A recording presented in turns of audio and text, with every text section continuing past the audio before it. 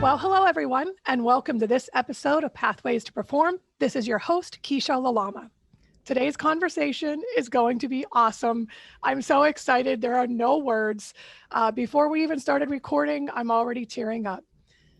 Our guest today is quite special. So I met him years ago at a little show called the Jimmy Awards, but I've had the great honor and pleasure of watching him grow and evolve into this amazing human being and man that he is today. I am so proud and truly honored that he could join us today. One more time, he is kind of everything. So special. Walked in the room and I knew it from day one. He is a beautiful human being, an incredible talent. I'm going to start crying. A fighter that kind of fights through any kind of obstacle, issue, challenge that comes his way, but it's organically exactly who he is. He just knows his instinct, his gut, his comedic timing is absolutely, I've never seen anything quite perfect. It's absolutely perfect. And, underneath all of these natural gifts as an entertainer and performer, he's just a good person. So you can hear it in my voice. I'm already crying. Please welcome someone so dear to me, Mr. Andrew Barth Feldman. That is the Hello. best intro I've ever received to anything in my life. That was so kind. Thank you, Kiesha. But I mean it. You're so many things. And I don't even know, I was going to write a script and I just said, Kiesha, speak from your heart. And just watching you, how many years ago was it that you won the Jimmy? It was 2018. So yeah, so it was much has not happened. too long ago, but it's No. lots changed. Yeah. And a lifetime. How you've evolved and what's, I very much look forward to this conversation. I'm very excited. I can't, because we've never really gotten to just like sit down and talk, I feel like. So I'm really, really excited about this. I am too. Well, you look amazing. You look very thank you. healthy, happy, and busy Yeah, I'm and doing fulfilled. good. Yeah, all these things I think I am right now, definitely. Yeah. Oh, good. Well, I think, for me, and I think some of this is going to be new information for me as well, but I would love to know. And what I like to do on this podcast is really start from the beginning, right? So your story, your journey. Where did it all begin for you? When did you start gaining an interest in performing arts? And when did you kind of walk into that genre? Yeah, I've traced it back to I think 4 turning points in my life. This is what I've traced it back to. I went to Walt Disney World for the first time when I was 2 months old. And that's real because my sister was 12 when I was born and they promised her nothing would change. So the trip happened to scheduled and I went to Disney. And then when I was 3 years old, I saw Beauty and the Beast on Broadway. And I think the two were kind of very inextricably linked to me of like, oh, we can go to this place. Like not the way that like a theater's a place or that Walt Disney World is a place, but like that this story, we can escape to this place. And I was just obsessed and I would, my family would take me to see a lot of shows. And then when I was 4, High School Musical came out and I was like, oh, I can do like I want to do this. Like I want to be part of telling these stories. And I also started playing basketball, which didn't pan out quite as nicely, but I like really wanted to be like Troy and like just be part of telling these stories. And so then the final thing was when I was 8, somebody said, hey, there's this theater company doing Annie. You should go audition. And I was like, this is just something we can do. Like we could just go and do this at a place. Like there are places that are not these institutions that. So I was Mr. Bundles in the worst production of Annie at 8 years old. It was awful, terrible production of Annie. But I absolutely caught the bug. I was like, I lost my mind. And then I would end up doing like 5 shows at a time at different theater companies around New York. Just wanting to, even doing crew or lighting or whatever, just wanting to be there in a theater. Wow. Okay. So I'm really intrigued by this then. So you just kind of jumped in, started doing shows. Yeah. And I love that you were saying 5 or 6 at a time. Yeah. And at every aspect of it. I think it's important to look beyond the stage as a performer and jump in and put yourself behind the light board or grab the mop, sweep the floor. So you have a better understanding of every component that goes in to really any facet of any industry.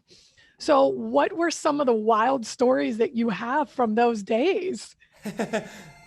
Oh, this is my phone is ringing, but I was right after That's the question. So hang on one second.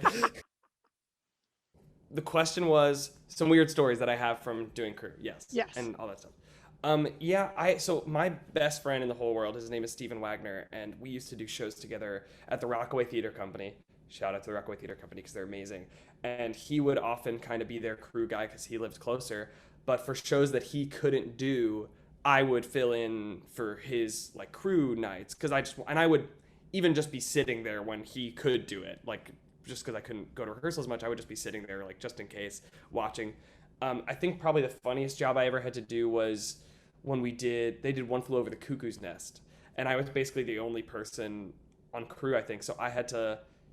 That's definitely not true. But my big job that I really had to get right was I had to remember to set the toilet brush for McMurphy to like be washing himself as he came out on stage. I had to set the toilet brush, and I think the cast, my friend Frank Coyote, who was playing Billy Bibbit, was like he like posted a picture like he did it, guys. He set the toilet brush, and it was like me with the brush with my little headset. Yeah, and I did lighting and sound for La Cage there. This was probably the coolest thing I ever got to do. They did a production of Wait Until Dark, the play Wait Until Dark, which I don't know if you know. It was a scary movie, and then it was a play. It was a fantastic production. It was unbelievable. I must have been 14 or 15, and they asked me to write music for it. They asked me to write like the underscoring, which was like still one of the most fun experiences of my life, getting to write like a horror theme for this incredible play. That was amazing. That was really special. Well, when at 14 or 15. I know, it was right after I did I did this like Star Wars parody musical in 8th grade that I had written with my friend Adrian Dixon, and we did it, and it was silly and it was fine, but like some of the music was all right. It holds up, I guess.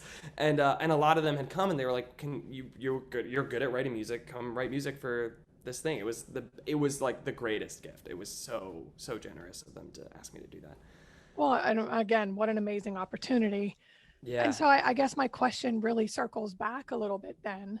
You know, you get involved, you love Disney, you love all these things, Yeah. Beauty and the Beast, all these kind of moments are shaping your path, your who you are, right?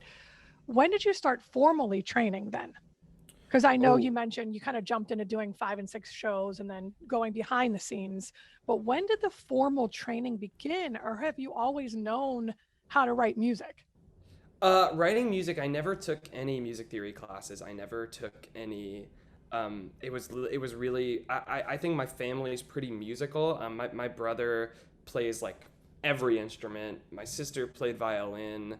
My grandma was actually a concert pianist. So my family's really musical to an extent, and so I just kind of grew up with music, and then going into musical theater and becoming so entrenched in listening to it and becoming like the historian of my friend group of all this stuff. Like I think I just kind of, it was just absorbing it. But in terms of performing and training and stuff, it was really going to class, like workshops and classes in the city, specifically at Broadway Workshop, which is this incredible organization in the city, that I would go do these like monologue classes and all this stuff. That was probably the closest thing I got to training. And of course, like going to voice lessons and stuff. But yeah, in terms of writing, that was really, I had no real I had training to play, but no real formal training in theory and songwriting and stuff like that. It just kind of, I just always was doing it. So it got better as I grew up, and it's still developing very much so. I'm still developing as a writer. I love that. So it circles back to my cousin years ago. David Lalama is a famous jazz pianist, Hofstra professor, just retired. He's amazing. We were working on a show together, and he looked at me, and I was being all, complicated. And someone had asked us, what's the inspiration? How do you get this? Where'd the story come from? And how are you two so connected? Because he composed all the music for the show. I sent him 3 pages of an outline, and he sent me like the entire score of the show. And it just worked. Okay. It just worked. And then he attributed in one sentence, he goes, it's just in our DNA. And I Mm. feel like so much of it is Yeah. natural gifts, and that's what I'm relating to you, is that it just is in your DNA. It's part of your makeup. You spoke about your family and being around music, and everyone played an instrument or whatever it Yeah. was. And I love that. Do you have any favorite stories of your family? My sister always tells the story of she was just like either playing Greased Lightning. I must have been like 2 years old, playing Greased Lightning on either the violin or just like playing the song because I think she was doing Grease at her high school. And I just sat down at the drums and I was like, boom, psh, boom, psh, boom, psh, just like a regular thing. And she was like, you actually know, like, have an idea of how to do this. But so much of my wanting to play instruments was wanting to be like I'm the youngest in my family. I'm basically the youngest of four.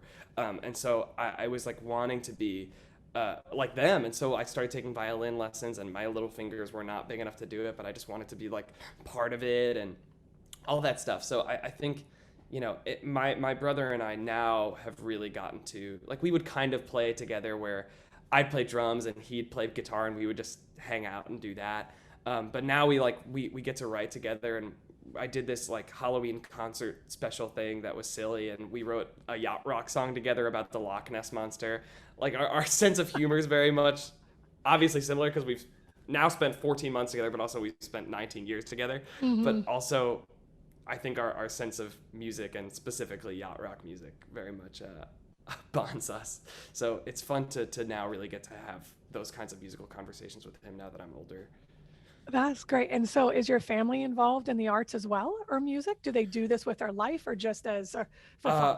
Uh, my brother went to school for music business, and that's still very much what he wants to do, but different from me. And Mm-hmm. it's very much the business end of things, which is amazing and extremely helpful for me, because That now was I my don't have first to. thought. I know I don't have to learn anything. I can just run everything by him, which is the best. I have like an in-house business manager. It's the best ever. But no, I was really the only one who wanted to pursue this, and Mm-hmm. my family was not. They were supportive, but they were not encouraging of my doing this. Like we were kind of talking about before, um, it was always, you have to have a backup plan. You have to, which I so appreciate, and I think like looking back, I'm glad that those were all things that were said to me. That I had those things in mind. That I never even the night before the Jimmy Awards, I was on the phone with my mom, and she was like, you're not gonna win, right? Like, it wasn't like, I don't think you're amazing, I don't think you're good enough. It was like, don't get your hopes up. We have to be realistic about these things. And I remember saying to her, I think I have a shot at maybe being a finalist, is what I said. And that's really what I thought. I never imagined any of this. All that aside, it was very much not in the cards for me to pursue it as heartily as I did, but I just loved it too much. Oh, I just loved it too much. Okay. It's true. So, I've been thinking about a lot recently of people like saying like, if you could do anything else, do it. And we're all here because we couldn't do anything else. mhm. That's why we're here having this conversation, is because there was nothing else we could do. We either weren't good at anything else, or we just loved this too much for our whole life. We had to do this. This makes me so happy. So before we started recording, we were talking a little bit about having support and some people thinking they have to have a backup plan and just kind of Yeah. following your passion. And so, it's interesting that I being encouraged, having a backup plan, all those things, but also staying grounded. And I'm sure that's Hmm. what your mom was trying to get you to understand too, is, Exactly. keep your feet on the ground. I know this is an exciting opportunity. Jimmies are so just enormous in every way, emotionally, spiritually, physically. It's just a Hmm. magnified experience. And so I'm sure your mom was just encouraging, but so Oh yeah. let's get into this Jimmy Awards.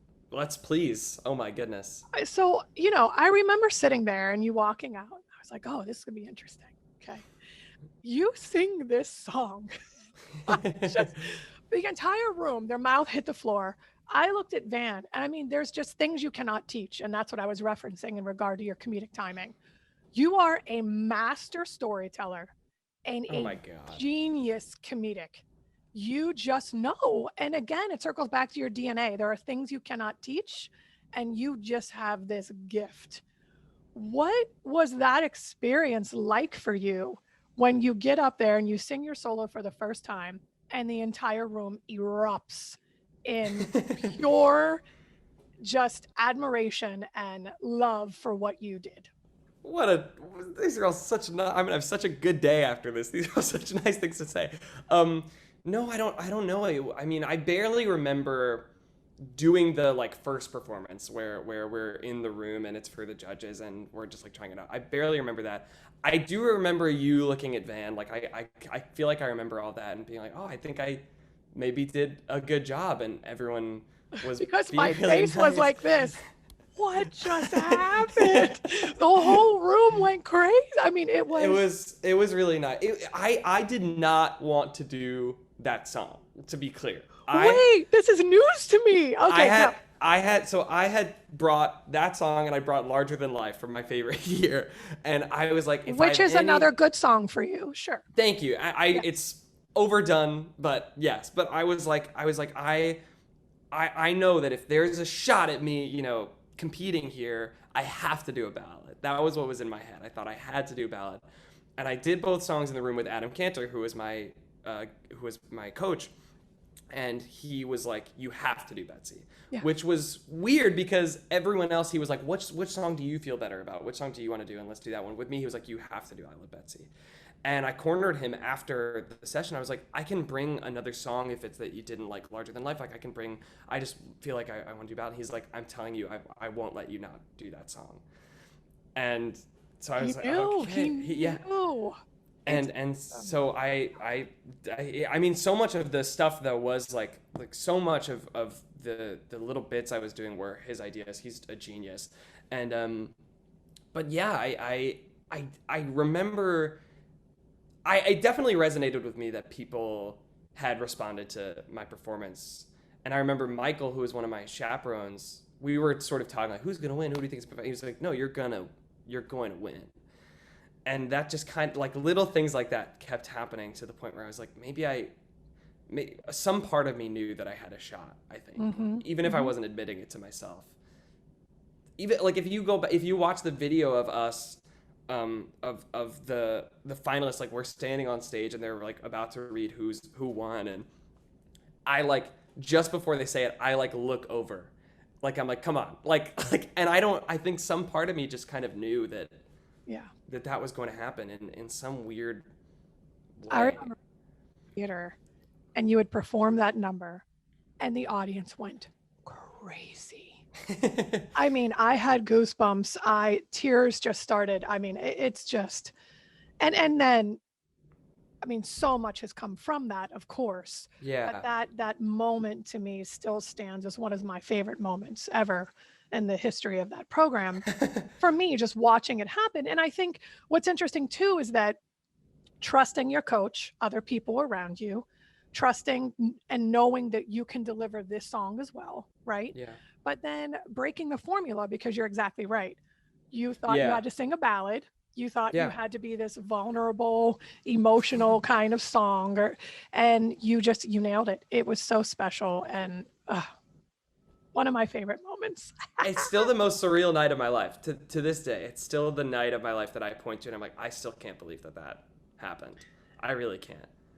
And so, and it was deserved. I mean, but the entire week, and you grew, you could just see, the evolution and the growth that you had gained from that experience with those coaches and all the things. But I'm interested in what happened afterwards.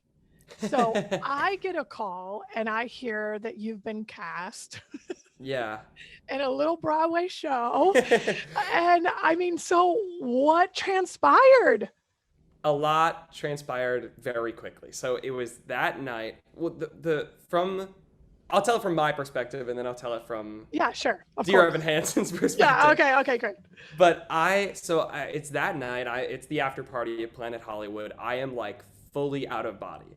I am not in my body at all. You were flying. I think you were airborne. You were just I did not touch it. I had no idea what was going on, and like everyone was coming up to me, and Tara Rubin, who's the casting director for Dear Evan Hansen, came up to me and was like, we need to talk about, like, let's meet up sometime in the next couple of weeks and talk about what your life was going to look like now, like what changes. What should you do for college? Let's just talk, have a conversation, which was like to go from one day before or 2 hours before having no connection to any of these people now being like, let's it was the weirdest thing in the whole world. And I remember at one point that night, I was walking around with a plate of mac and cheese, like looking like I had seen a ghost. Like I was really, and someone's dad, I don't know who, but someone's dad comes up to me and goes, "Stop looking so surprised," which was amazing. And I was like, okay, I can come down to earth now. But I remember Stop looking so surprised. It's the best story. But I remember you. I don't know if you remember this from that night, but you and I had a moment, and you said to me, "You're supposed to change everything." That's what you said. I have never forgotten that. That has always been in my head. Every second of these last like 14 months, that has always been. But also since then, just always been in my head. But anyway, I'm meeting all these people. I'm like, all these people I respect so much. A couple days after that, I'm in rehearsal directing Honk Jr. at Lawrence Woodmere Academy Summer Day. And my mom, who's the director of the camp, comes in and she goes, "Check your email." And I'm like, right now I'm directing. She's like, "Just check your email. You can keep working, but check your email." So I have my computer open. I'm like still talking to the kids. I'm like, and ugly in this scene is really feeling blah, blah, blah, blah, blah. And I check my email and I have a callback, or it's like essentially a callback. I had never auditioned, but essentially a callback for the male cover in Dear Evan Hansen. So Evan, Jared, and Connor. They knew I wasn't going to be a Connor. Like they knew it was to not scare me, but like it was for all three. So I essentially had to learn basically the entire show. It was so much material. And I'm like, my eyes go wide and I'm like, so yeah, and Drake, his dad, is really disconnected, whatever. And so I have my meeting with Tara, which was supposed to be, separate. And I go and we talk about college and I'm like, okay, what's going on with this? Is there anything I need to know about this? And she's like, "You're going to do great. Just, So I go in and what I quickly come to find out is that I had basically skipped the entire line. They had pushed me to what is most people's final callback. So I'm doing this in front of Michael Greif, Ben Pasek, Justin Paul, Alex Lackamore, and Stephen Levinson, and Stacey Midich, the producer, and of course Tara Rubin. So No pressure. It was terrifying. Yeah. I have a work session in the afternoon with Adam Quinn, the associate director, and Ben Cohn, the music director, where we just go through the materials. They give me some amazing notes, and then later that day, I just stay at Pearl Studios and go in. And what I was doing while I was sitting there was scrolling through all the comments on my Jimmy's YouTube performance that were like, "This kid's gonna be in Dear Evan Hansen." Just so I could feel like, yeah, I'm supposed to be here in this moment. The universe has conspired to put me here at Pearl Studios with my thermos and my little polo shirt right here. And so I go into the room and I'm like, "Hi, hello, everyone." Like, literally, that's how I sounded. And Michael Greif is like, "Hello, Andrew. Would you like to sing a little waving for us?" And I'm like, "Yes, thank you." And everyone laughs. And I'm like, "I'm just really excited to be here." And everyone's laughing. And I think that's actually the moment I got the job. I think that was it. Yeah. And, they tell the story of, I remember them laughing while I was singing and while I was doing the scenes. And it wasn't funny. But I remember them laughing and like looking at each other like, what is going on? And I was kind of like, I hope this is good. I hope it's not bad. And later Benj told me like, yeah, we were, and Stacey too, we're like, yeah, we were getting kind of weepy because we needed an Evan and you came in the room and you were an Evan. And the story from Stacey's perspective is that at the Jimmy's, she texted Tara Rubin at intermission, "We need to get this kid in the room. He's our next Evan." And so cry. It was all in the cards already from that moment. Right. And so it was, I want to say a day, possibly the next day or a day or two after that I get a call from my agent that she's like, "There's a place for you in the Dear Evan Hansen family. They don't know what it is yet, but there's a place for you." And I was like, okay. I was in rehearsal for Wind in the Willows playing Mr. Toad. So I get this call while I'm like downstairs, like, "I want to drive a motor car." Like, really could not be more opposite. And then the next day I leave Wind in the Willows rehearsal. It was a 1 week intensive. So it was like, we were almost done with the show. I leave rehearsal. I get in the car with my mom and she's a legal pad. And she's like, "Are you ready?" And I was like, "What are you talking about?" She says, "You're replacing Taylor Trench on January 30th. This is everything. You have your dressing room. You're going to have a car. You're not going to go back to school in the fall. You're going to be tutored, like, blah, blah, blah." every single individual thing was hitting me like at once. Like it was each thing was freaking me out. And then 2 days after that, I had to perform Wind in the Willows as Mr. Toad. Mr. Toad. Yeah. Let's keep you grounded. Knowing that this was going to happen. Right. Yeah, it was completely bizarre. And it all came from that one moment in time. My whole life was like, I think it was 3 weeks after the Jimmys. And it was all that one moment in time when I sang Betsy or I sang Goodbye or both on that stage that put me where I am talking to you right now. That's the craziest thing ever. Well, and so much of your life led up to that moment though too. You put the work in, you put the time in, you immersed yourself in the business. You were ready. You were prepared. I can't help. I was, but and that makes me think like, what was like if I hadn't done this show at this time, or hadn't done this show at this time, or if there was one show I hadn't done, would I be here? And so I'm so like individually grateful for every single thing, every show I've ever done, every person I've ever met or learned from. Well, I say all the time, say yes to everything because you just don't know. I mean, say yes because you're in the room, you're learning, you're gaining something. It's knowledge somehow, some way, more information, more resources. Yes. And all those things, exactly what you said, were like, you said you have 4 defining moments that kind of built you and put you where you are. But the truth is there are billions, like there's an infinite amount of moments that got me. And for those, so yes. 4 were probably just those defining, like you're going and going and going, and then you reach it. Then you're going and going and going, and you're here. So what's next? And I just love that.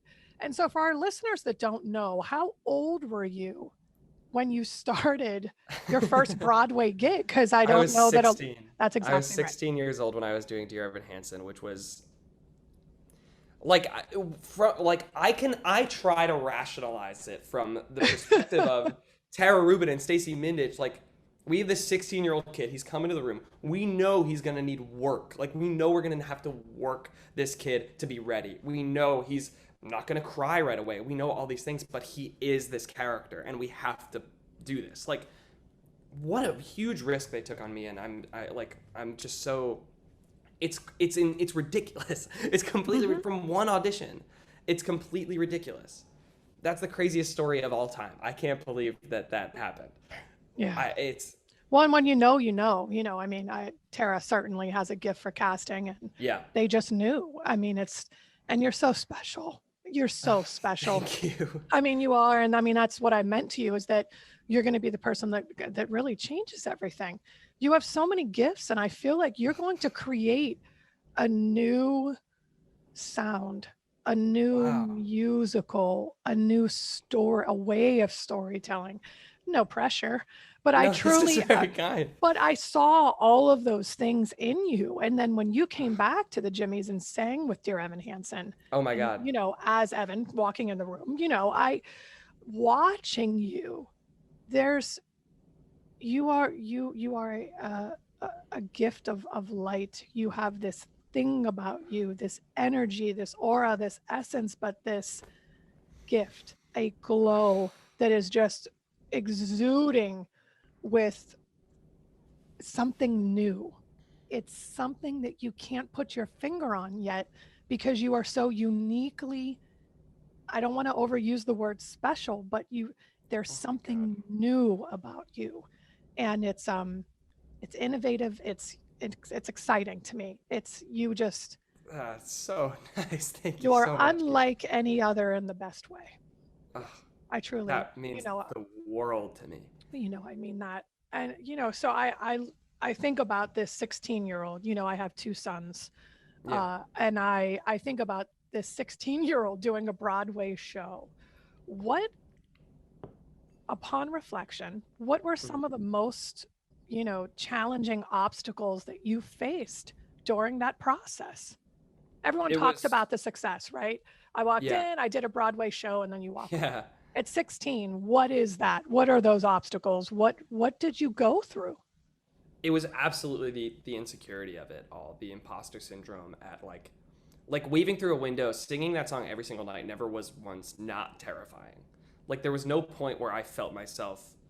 Certainly I took ownership with time, but never was I comfortable which lent itself to the role. But I never was like, and that is all me. Like that burden does not belong to the team. They could not have been more welcoming.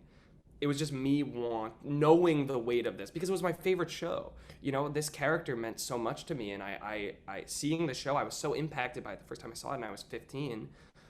Like, it changed my life to then be giving that experience to people. I knew what that meant, and I'm still bad at like not reading comments and what people are saying. And of course, there are people who are like, if it's not Ben, then I don't want it, and or if it's not Taylor, whoever the first one I saw, if it's not Michael, then I don't want it. And so everyone has an opinion is what I'm learning. Everyone has an opinion. There's no thing that everyone is unanimous about. And I'm definitely better at it now than I was, but at the time it was really difficult to overcome that, let alone the actual performance of it and becoming simple, which was not something that I had ever anticipated I'd be able to call my performance as Evan Hansen, because you think about that character, you think about the physicality, you think about all these things, and trusting that I really just was this character, especially what I knew of this character and how well I knew this character, trusting that whatever I was bringing on any given night was enough. I didn't have to put anything on, was a huge lesson to learn and changed my life. I also had to talk really fast, which was hard to get to do, and now it's really hard to not do. Like, in every reading I've done, everything, I'm working on this 54 Below show, all my notes, like, you have to talk slower, which is insane to me to hear talk more slowly, because all I was hearing for a whole year was go faster. Faster. Yeah. They're like, the show is getting long. You have to talk faster. And I was like, I think I'm talking really fast. Because this character, he's anxious. He talks fast. Right. That was a big note. But yeah, it was everything. I think the biggest thing that was really sparked for me was the insecurity that I still definitely deal with, less so, absolutely. And I think like everything I ever do from here on out will be lower stakes than that and easier than that. Like with this High School Musical thing that I'm doing now, it's like I love this so much, but it's silly. It's much more like the like person who was singing I Love Betsy. Like, that's very much what I'm doing here. And so I'm like, if people don't like it, I'm just here to lighten things up, you know? And like, I don't really care as much. Whereas with Evan, it was like a responsibility that I had to an entire community of people, to 1,000 people every night, to deliver something to them. So it was terrifying. That's interesting. And I think the difference is, though, is that Evan Hansen is an iconic role. So you're stepping into an expectation. Yeah, especially with what Ben's performance meant to me. You know, like because it hit you and you wanted to provide it affected you and impacted you in a way that you wanted to be able to gift that to others.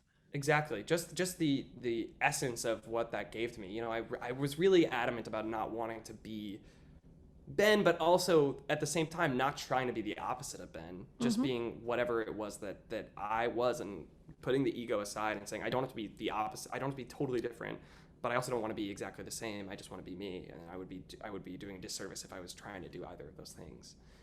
Well, it'll be so interesting to watch you create roles now and be able to put your own kind of it's the best feeling. Exactly. I'm still doing it, but like with like some readings I've done where I've gotten to originate something, and with Ratatouille even. Oh, that was like, so great. Thanks. It was so much fun. It was so fun. Fun to watch. It was fabulous. It was so much fun. I can hardly say that I originated that character, even especially since so much of what I was doing was like, I'm just this guy from the movie, so I'm just gonna be this guy from the movie. But I got to claim that. I got to really, especially with how loose the whole experience was, I really got to make my own choices and claim every second of that, it's the best feeling in the whole world. I can't wait to keep doing that. Well, and let's talk a little bit more about what happened after, the Broadway show. So you decided to kind of walk away and then move into college. So what was that decision and how did that come about? We all pretty much decided that a year was the maximum amount of time a person should do this. So like, it was very much open-ended that like I could come back if I wanted to, but this is like, we have to stop. And Jordan was eager to jump in. Like, it was very much, Ben on Broadway did it for less than a year. Obviously, he was playing a role for like 5 years, but Taylor did a year. It made sense for me to do a year. A year is the maximum amount of time to do it straight. Well, it's so demanding Yeah. emotionally, physically, spiritually. I understand. Yeah. So Stacy, who has like Stacy Mindich, our producer, who has like a lot of family in Harvard, it was like she could not be more excited and adamant about me going to college.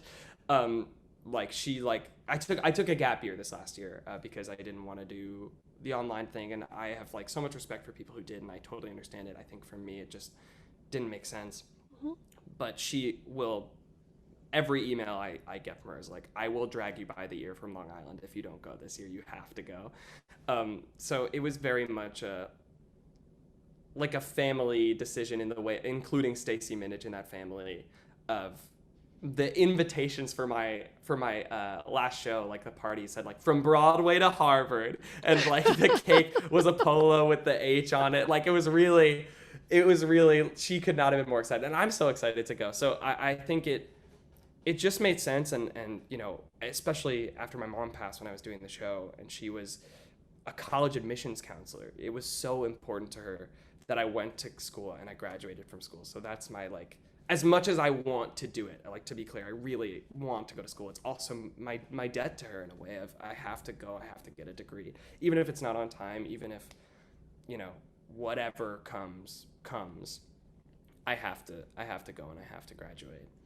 Yeah, that's beautiful. And it's a beautiful tribute. And so tell us what this nonprofit that you created in honor of your mom as well. Yeah, the Barth Feldman Performing Arts Center is what's happening right now at my school. It was in conjunction with a lot of the people at the school and on the school board who loved her. They're going to be renovating the theater facilities and program at my school, which is like the best thing in the world. Because amazing. Yeah, there are so many great people in this theater program at my school, and it deserves to have facilities that match the quality of the program, and a budget that matches the quality of the program. So we're building a black box theater. We're building, we have a whole new lighting system. We're getting a new sound system.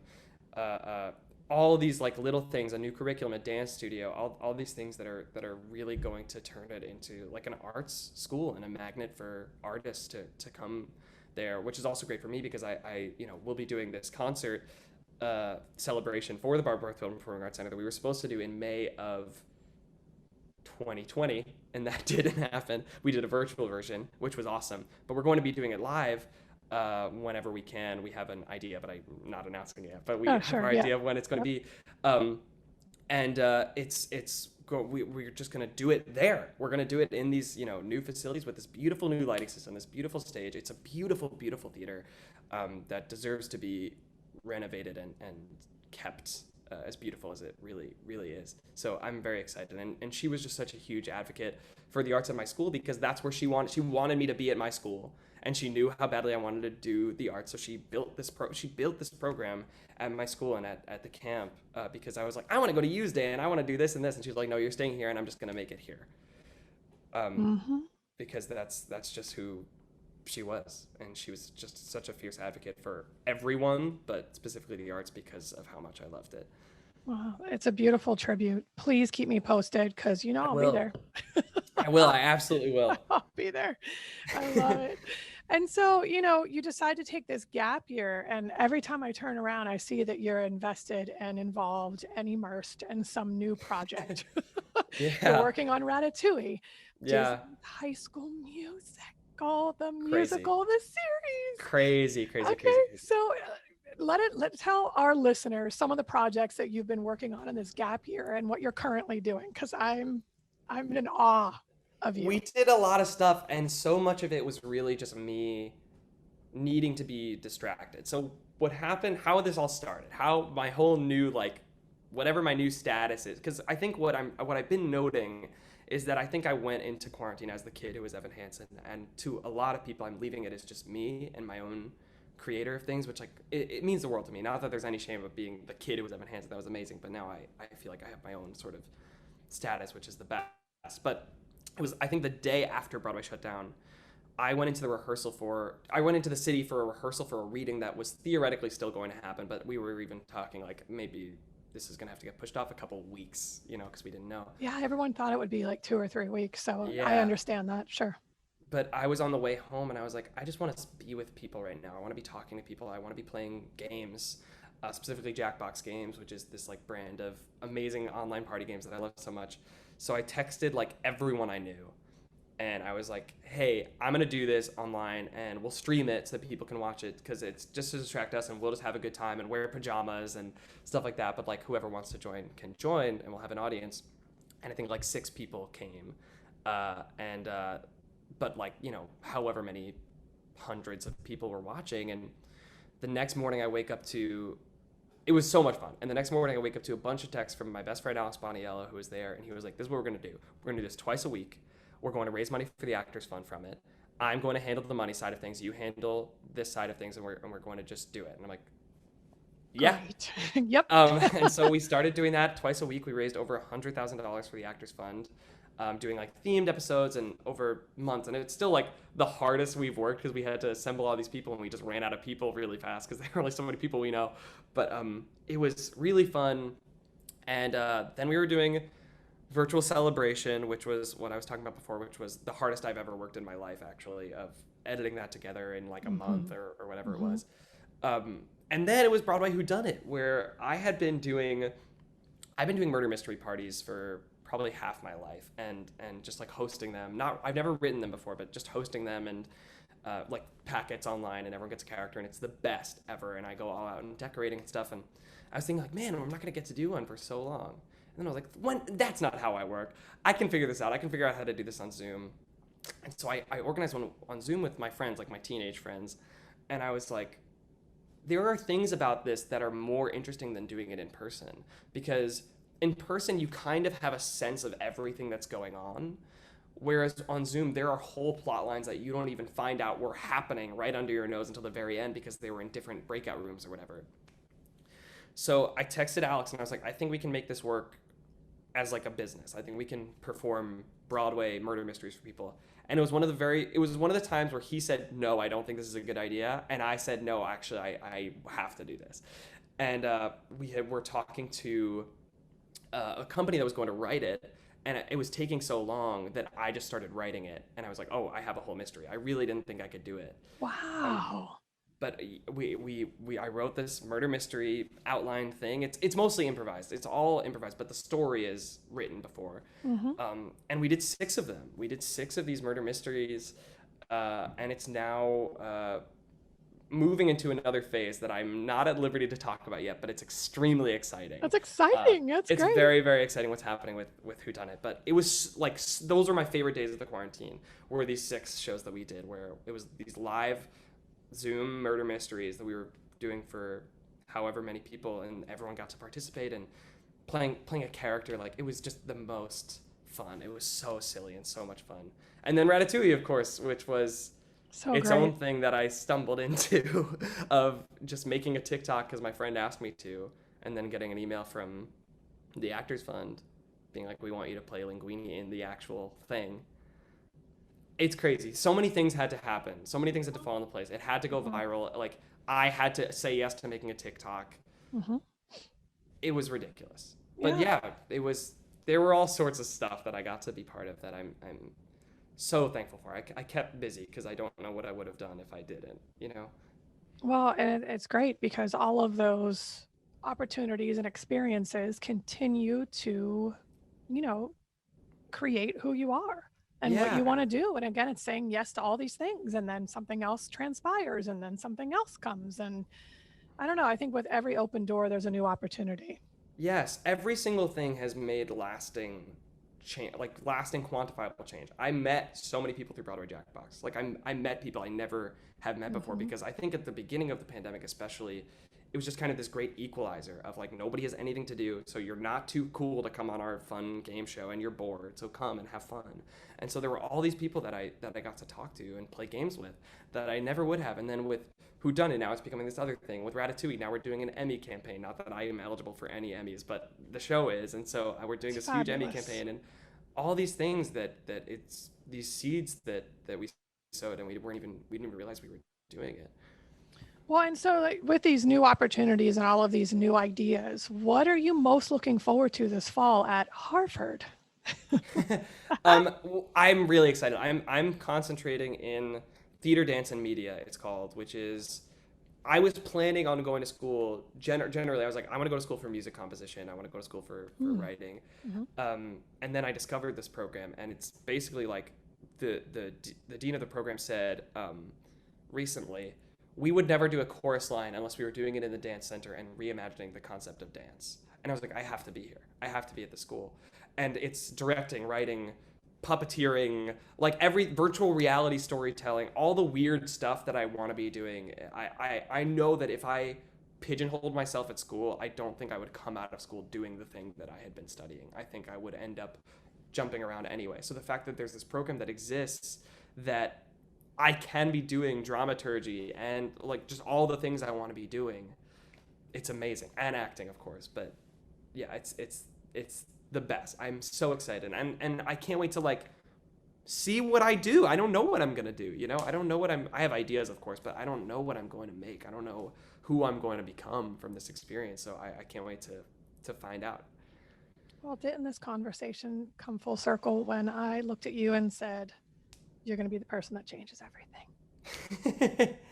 It's very nice. It's You a very just- nice thing to say. But here's the thing, you could have gone down the traditional path. You could have studied something that's familiar and that you know, and you already chose innovation. Yeah, it's funny. I wanted to go, like, I had always been so set on going to a conservatory. Like, I was like, I want to try to go to Michigan or whatever, like, my whole life. And my mom was always like, no. A, Michigan's too far. B, you have to, it's too far. That was like a big deal. I love that. B, you have to get a liberal arts education. You have to back up. And I had always fought around it. We'd always fought about it my whole life. And then I was doing Dear Evan Hansen. And I was like, it's not that I now know everything I need to know, but it's that I'm in a conservatory now. In addition to also taking like calculus and stuff, I was still being tutored, but I was like, I'm learning from the best professors in the world. I'm learning from Michael Greif. I'm learning from Lisa Brescia, who is literally a professor of acting and is the biggest genius ever. You know, all these people that I was surrounding myself with, that I was like, I want to continue learning this. I still don't have any experience in this field and that field, but I also need to do all the things that I've always wanted to do. Because you can, and this is that gift, that light inside of you that I can see, and I'm so excited to see what happens. I'm also excited to see what happens. I'm that's very nice. I'm very excited to see what happens. This all means so much to me. Oh, I can't wait to listen to this again and circle back because it's something that I saw from the very beginning. I'm not taking credit for this. You exude this. Everybody sees it. And so that you are uncovering this and making this discovery, this self-discovery is most exciting to me. I cannot wait. I can't. I'm so excited for you. New adventures, new ideas. It's going to be the best thing for you. It really is. I love you. Thank you so much. I love you. Oh my goodness. You know, upon reflection and just kind of circling or bringing this conversation full circle, if you had any advice for our young, aspiring hopefuls, all the dream chasers out there, what advice would you give to them now in your current kind of understanding? Yeah, I think setting your ego aside is really the hardest thing in the world. And I don't mean in the way of like, I'm the best, I deserve everything, but like the opposite of that. That's ego too, of that insecurity and all those things. It's really hard to set that aside, but especially when you're growing up, especially when you're doing community theater, youth theater, the biggest thing you have to do is not look down or even up at anyone. Just learn from every single person around you, because everyone has something from their path that you can take with you. I think the reason, like what you talk about of watching me evolve over that week at the Jimmy's, that's because I didn't go there because I wanted to win. I didn't go there because I had any intention of really competing. It was because I knew the resources available to me were special, and I knew that I wanted to work because I knew that there was no limit to how much a person, and specifically a performer, can grow. So know that if you feel far behind, as long as you're committed to working, there's no reason why you can't be where you want to be. You just have to commit to bettering yourself and not become insecure as much as you possibly can. It's about learning from every single person around you. Of course, your teachers and the people who are put in place to teach you things, but also just your fellow performers and people younger than you, people older than you. Everyone, you have to learn from what they have to give and their outlook. That's great advice. And so we're going to move quickly into our speed round, which is our 5 in 5, right? So we have 5 questions in less than 5 minutes. Let's do it. All right. You ready? I feel like you're on a game show now. I love game shows, so I'm in. Okay, great. So my first question for you is, how do you define success? Being content in what you have done and are doing, and doing something you're passionate about. That is success. It's not the, like, of course, being financially stable is like such a huge thing and of course matters, but working on things you're passionate about and finding fulfillment in that, that's success. Great. The second question, the lead in, is, a lot of the misconception with young people is that success is really individual. It's based off one person. That is not true. And we know this as we certainly experience more. So knowing this and understanding that so much of your success is contingent upon the hard work and dedication of others, how does that impact your daily practice and process, or even your approach? I have been described as the most self-aware person in the world by a lot of people. I am very, very like self-conscious, self-aware. So I think that extends to gratitude for every single person around me who is helping me and being very sensitive to that. So I will take this opportunity to shout out my friend Alex Boniello, who has been with me every step of these last 14 months, and specifically in Evan Hansen, because I wouldn't be sane without him, but also I wouldn't be able to have made all this stuff. And that goes for my brother Matt too. The three of us have made so much of this together, and it is because of the two of them that we've been able to do all this stuff. And I've been able to, like, Broadway Whodunit is called Andrew Barth Feldman's Broadway Whodunit because I'm writing the thing, but it's Matt is sitting there with 5 computers. It's all these things that people put so much hard work to make you look good, especially in this business. So you have to extend your gratitude to them. It's not about you. That's the perfect answer. And so I know it's just great, and then our third question is, what is your greatest failure and how did you bounce back from that? Whoa. Oh my goodness. I don't know. That's really hard. I'll speak to, like, certainly jobs I didn't get that stuck with me and still stick with me.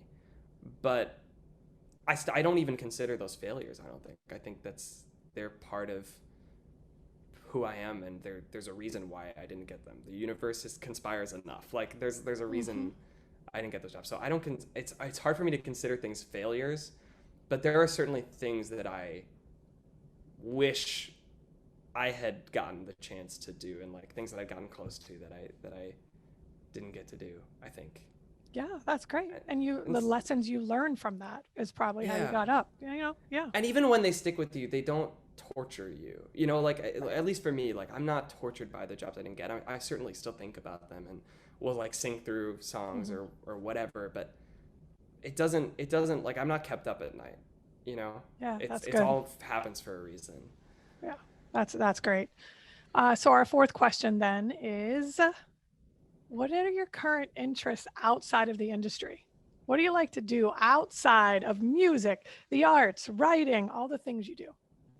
Oh man, my girlfriend's gonna make fun of me.